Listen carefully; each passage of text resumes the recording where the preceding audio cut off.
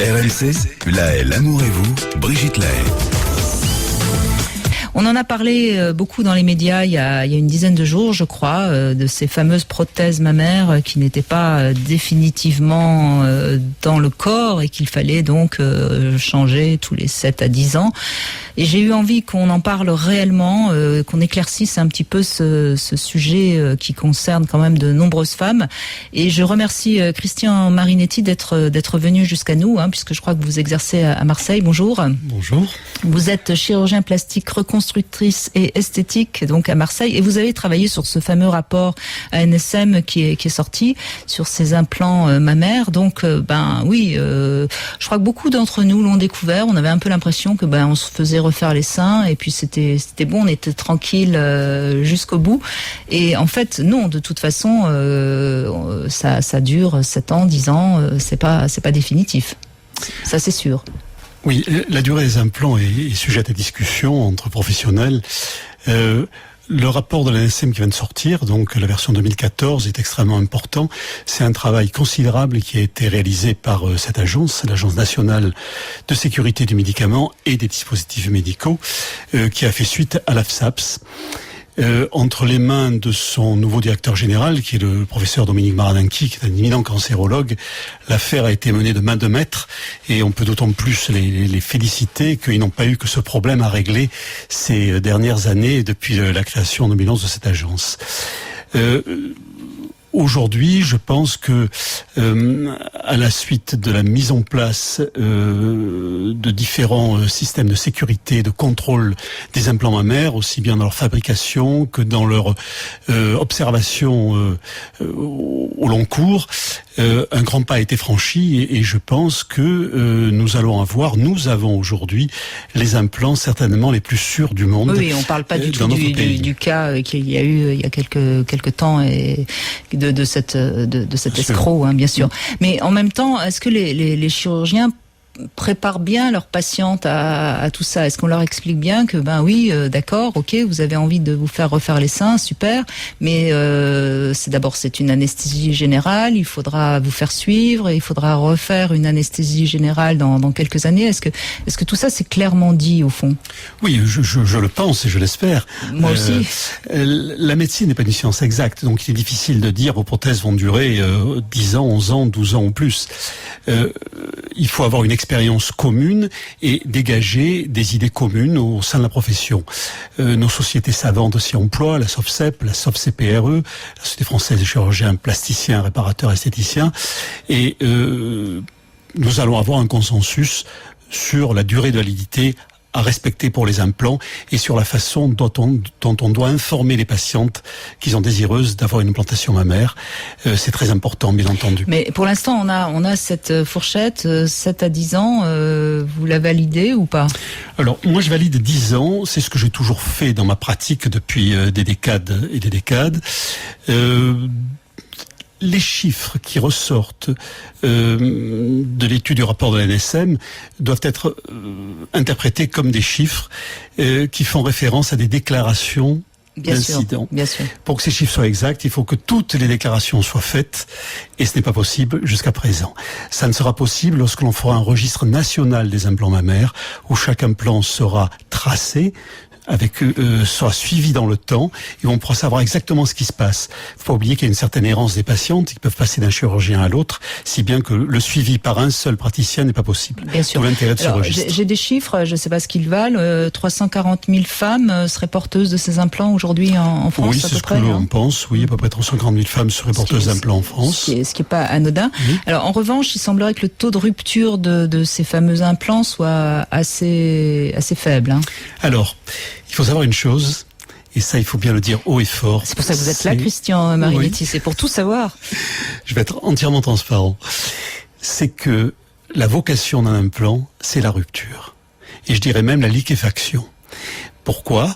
Parce que l'implant subit une usure mécanique, c'est bien compréhensible, mais aussi des modifications. Surtout si les hommes n'arrêtent pas de les toucher, les seins. Oui, mais bon, je pense que les mouvements quotidiens de la vie déjà sont aussi responsables. Mais aussi, il y a une évolution physico-chimique des silicones. Le silicone n'est pas stable dans le temps. Pour qu'il soit le plus stable possible, il faut que les chaînes moléculaires soient longues, d'où l'intérêt des silicones dits biocompatibles. Ce que n'utilisait pas PIP. Les biocompatibles sont des chaînes très longues qui restent relativement stables et on peut bien les polymériser pour obtenir des silicones plus ou moins compacts. La membrane est très polymérisée et le gel à l'intérieur est moins polymérisé tout en l'étant pour qu'il reste cohésif. Eh bien, dans le temps, les chaînes longues sont fragmentées par le toute petite quantité de chaînes courtes que l'on ne peut pas éliminer des silicones. Et donc, on aboutit forcément dans le temps à une liquéfaction du gel et de la membrane. Alors moi, j'ai mené ma petite enquête aussi, avant de vous recevoir, Christian Marinetti, auprès de différents gynécologues qui donc voient des femmes à longueur de journée.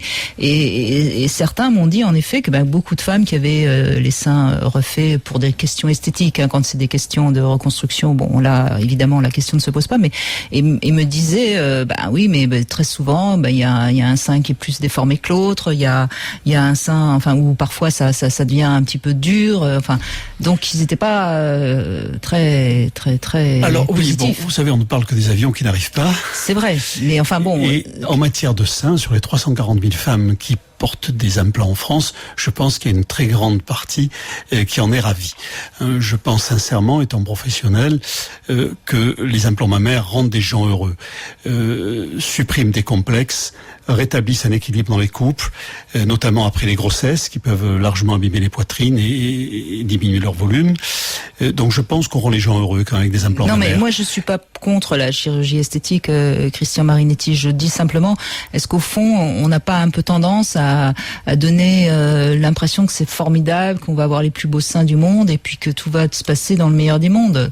Alors je suis d'accord avec vous, mais tout dépend de l'usage qu'on fait les implants mammaires. Si on en fait bon usage, c'est-à-dire si on se fait bien implanter, bon, il y a un choix du praticien à faire, c'est évident, mais je n'ai que d'excellents confrères et je pense que les chirurgiens plasticiens dans notre pays sont extrêmement bien formés. Ce serait bien la seule profession où il n'y a que des excellents.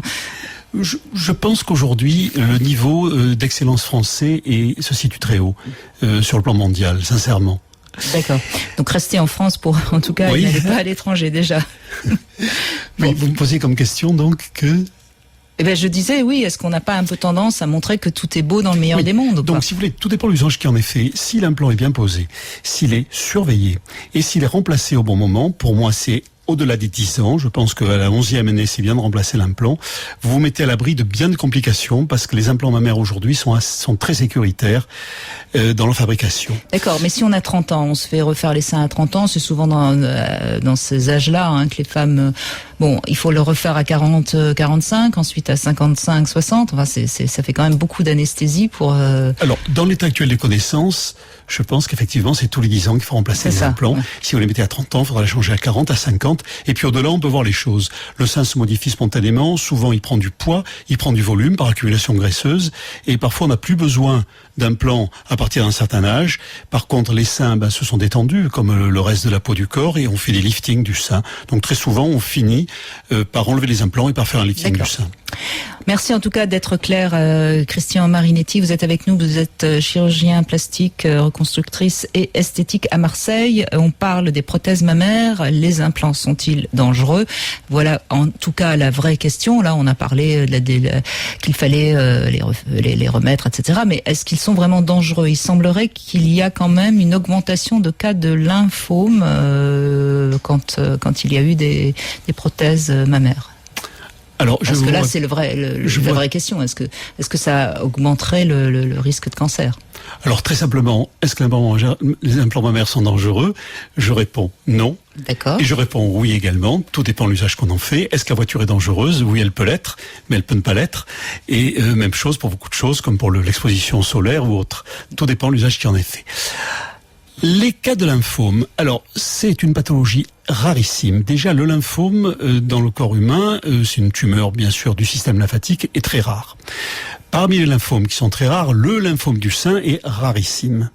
Et dans ces lymphomes du sein, ce qui a été décrit récemment, c'est-à-dire le lymphome anaplasique à grandes cellules, est encore plus rare. Je crois que les chiffres sont 9 en France sur 340 000 femmes, une centaine dans le monde sur des millions de femmes, donc c'est de l'ordre de 0,025 pour 1000. Pour vous, Christian Marinetti, on est dans les chiffres statistiques, si on peut parler comme ça. Rien n'est acceptable, hein, il ne faut pas je comprends bien. Considérer comme cela.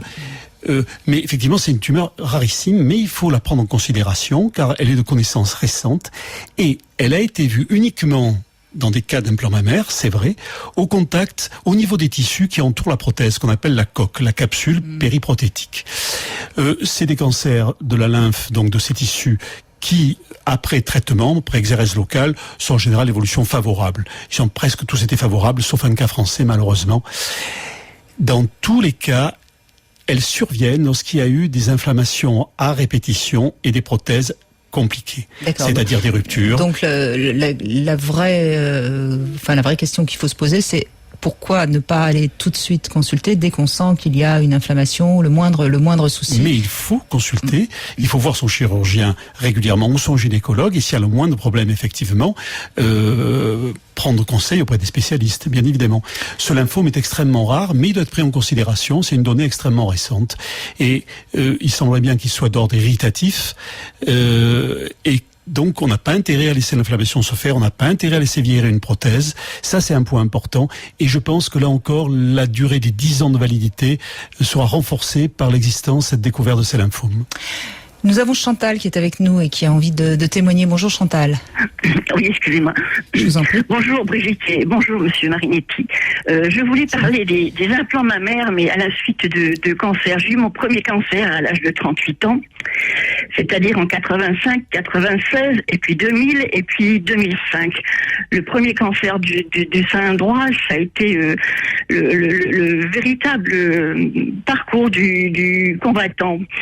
J'ai eu un curage ganglionnaire avec cette métastase, castration ovarienne, lymphœdème du bras droit. Bref, pas évident. Enfin, toujours est-il qu'en 2009, j'ai décidé de mettre des prothèses parce que après ces 2 ablations, je ne me supportais plus et maintenant je suis arrivée à un stade où je me dégoûte, je ne me plais pas, je ne me sens pas une femme. Et j'ai cette prothèse du sein droit qui me gêne énormément. Il a été irradié en 85 et donc c'est une très forte radiothérapie sur cette peau qui s'est rétractée et donc on a été obligé de mettre de mettre de la graisse du gras que l'on a prélevé sur le ventre pour donner de la souplesse à la peau et ensuite mettre cette prothèse. Mais actuellement, cette prothèse droite me gêne énormément. J'ai l'impression que l'on a mis un pamplemousse dans un sac qui ne pouvait contenir qu'une mandarine.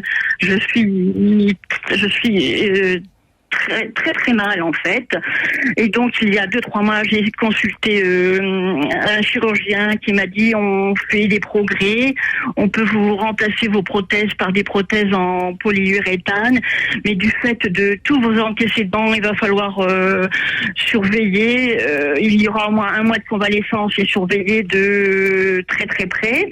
Un autre chirurgien qui me dit non, moi je ne touche pas, je peux juste vous descendre cette prothèse parce que elle me remonte. Je vais faire de l'humour un de ces jours. Je vais me retrouver avec cette prothèse qui va être sous la gorge. Là, ça va être un gros ganglion. Enfin, je plaisante, mais je ne sais plus quoi faire. J'ai 67 ans.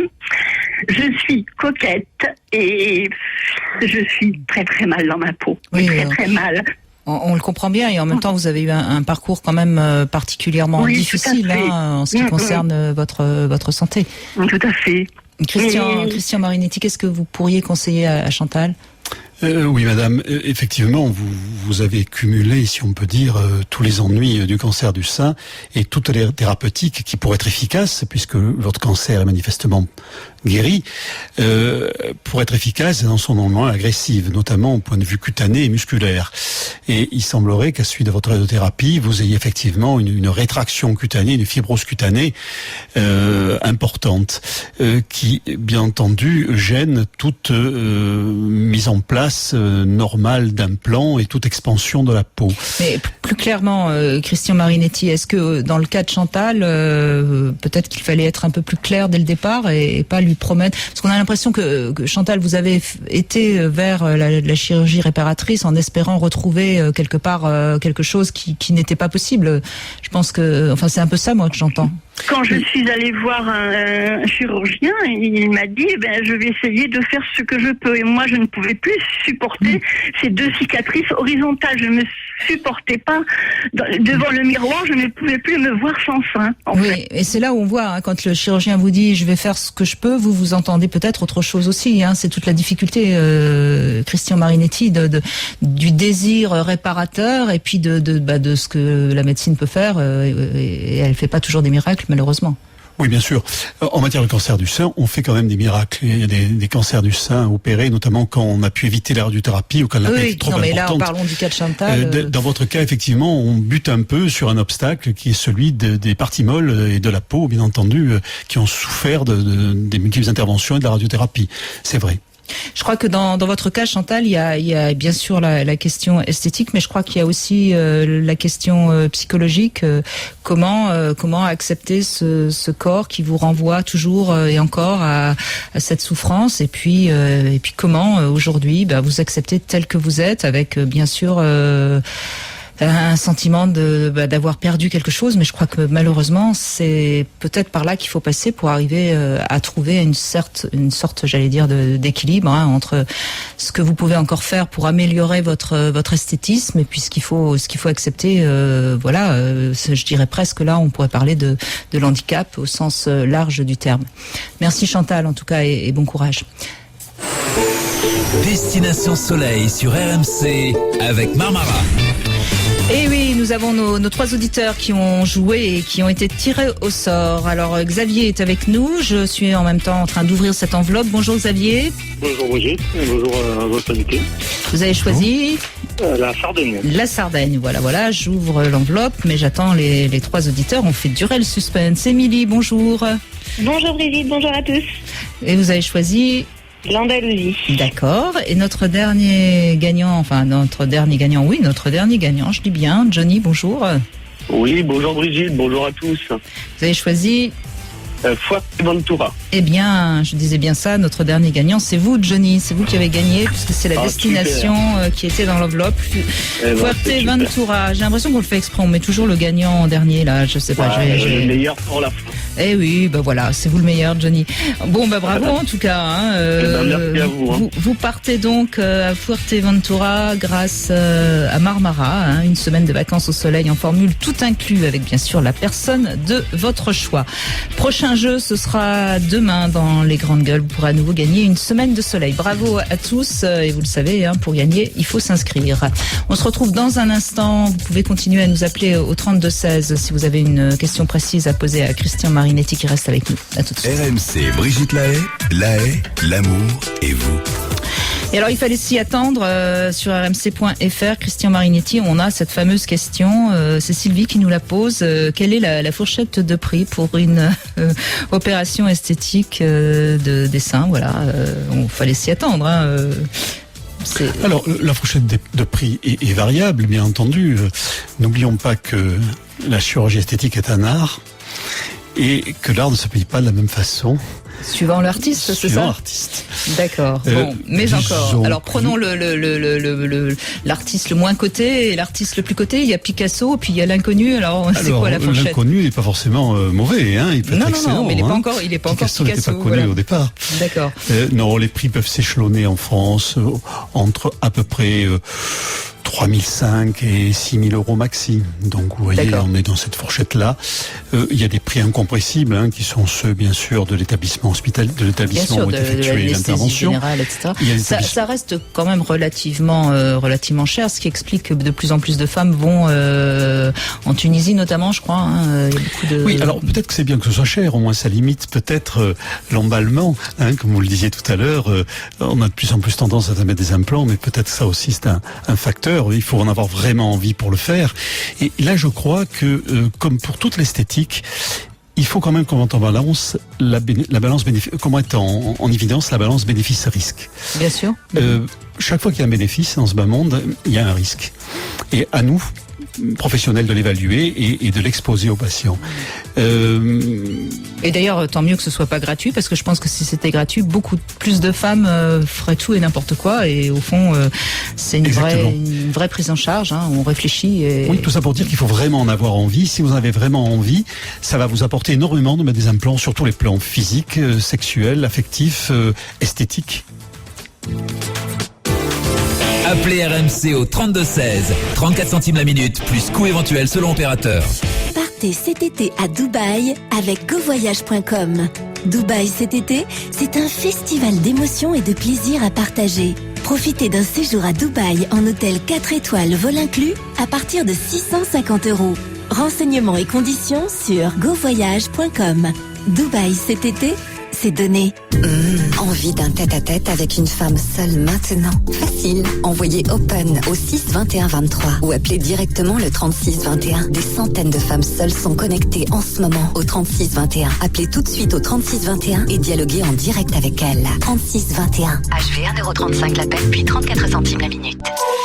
T'as vu le jeu de sauvage que j'ai téléchargé sur mon téléphone? Ce qui est sauvage, c'est raid de SFR.fr. 5 gigas d'internet, appel, SMS et MMS illimité à 10 € par mois au lieu de 24,99 €. Ah, ça tue. Jusqu'au 21 mai inclus, Red passe à l'attaque avec les journées guerrières. Profitez d'appels, SMS et MMS illimités avec 5 gigas d'internet à seulement 10 € par mois pendant 12 mois, puis 24,99 €. Red de SFR.fr, forfait sans engagement. Détails sur red.sfr.fr. Offre soumise à condition, 3 heures maximum par appel, 200 destinataires SMS MMS différents par 24 heures, débit internet réduit au-delà. J'arrive au bar de la plage, tout le monde est habillé en 1664 blanc. Tu veux dire tout le monde en blanc? Je fais mon entrée et là, gros 1664 blanc. Tu veux dire gros blanc? Parce que je me rends compte que je suis pas habillé en 1664 blanc. Non, tu veux dire que t'es pas habillé en blanc. Je me faufile, je vais au bar et là je demande une. Tu demandes une 1664 blanc. Comment tu sais? C'est frais, non? Fraîche et fruitée. 1664 blanc, la bière blanche de 1664. L'abus d'alcool est dangereux pour la santé, à consommer avec modération.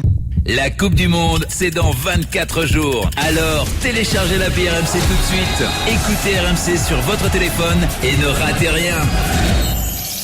RMC, La Haye, l'amour et vous, Brigitte La Haye. Alors nous continuons notre duo dos à dos avec Christian Marinetti qui est avec nous. Vous êtes chirurgien esthétique, je simplifie, et vous avez participé à ce rapport de l'ANSM sur les prothèses mammaires. Alors justement, il nous reste très peu de temps, mais nous avons Nadia qui a 31 ans et qui a donc eu des implants et qui visiblement on lui a absolument pas expliqué la durée des implants. Bonjour Nadia, merci de témoigner.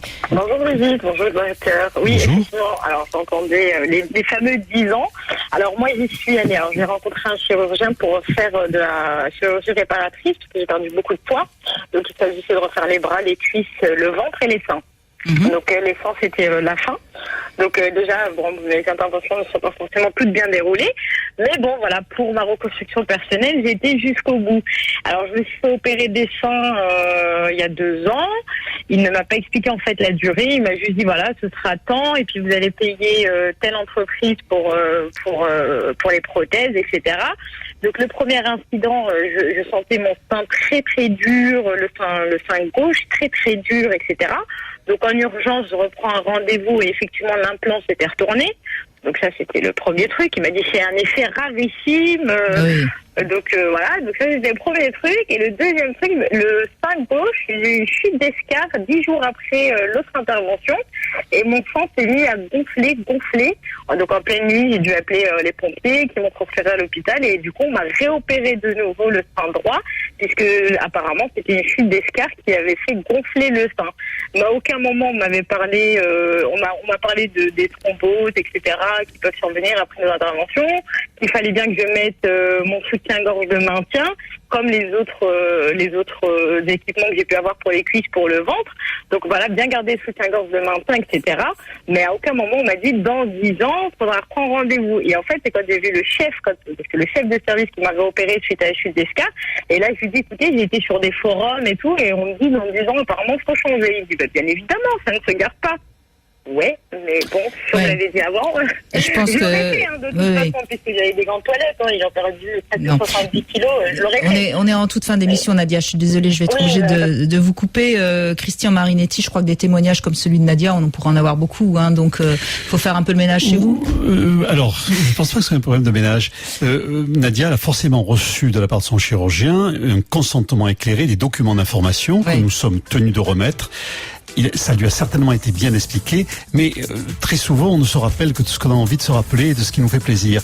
Donc ça n'arrange personne quand on dit qu'il faut le remplacer dans 10 ans, donc on l'oublie aussitôt. Oui, mais je veux bien vous croire, c'est écrit, c'est remis aussi dans les documents que l'implant n'est pas mis en place pour la vie.